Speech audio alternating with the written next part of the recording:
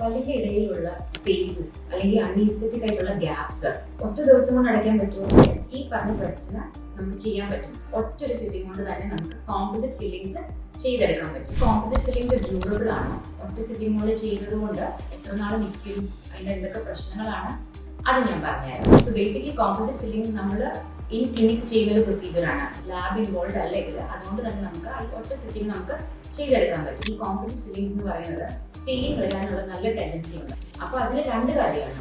ഒന്ന്, നമ്മൾ ശ്രദ്ധിക്കേണ്ടത് പ്രൊസീജിയറിൽ നമ്മൾ നന്നായിട്ട് ശ്രദ്ധിക്കും, സ്റ്റെയിൻ വരാത്ത രീതിയിൽ നമ്മൾ ഇതിന്റെ പോളിഷിങ്ങും കാര്യങ്ങളൊക്കെ ചെയ്തെടുക്കുന്നതാണ്. പിന്നെ രണ്ടാമത്തെ, അത് നിങ്ങളുടെ ഡ്യൂട്ടിയാണ്. നമ്മൾ കൺസ്യൂം ചെയ്യുന്ന ഫുഡ്, ബെവറേജസ്, ഇപ്പൊ ഒരുപാട് കളേർഡ് ആയിട്ടുള്ള സാധനങ്ങളൊക്കെ നമ്മൾ കഴിക്കുന്ന ആൾക്കാരാണ്. For example, excessive coffee consumption, red wine കുടിക്കുന്ന ആൾക്കാർ, ഇതൊക്കെ റെഗുലർ ആയിട്ട് കൺസ്യൂം ചെയ്യുന്ന ആൾക്കാർക്ക് പക്ഷെ നമ്മുടെ ഓറൽ ഹൈജീൻ എന്തോരം നമ്മൾ ശ്രദ്ധിക്കുന്നു അതിനനുസരിച്ച് നമ്മുടെ കോമ്പോസിറ്റ് ഫില്ലിങ്ങിന്റെ ഡ്യൂറബിലിറ്റി, ഈ സ്റ്റെയിൻ വരുന്നതിലൊക്കെ നമുക്ക് ഒഴിവാക്കാൻ പറ്റും. ഓറൽ ഹൈജീൻ എന്ന് പറയുന്നത് അതിന്റെ രണ്ട് കാര്യമാണ്.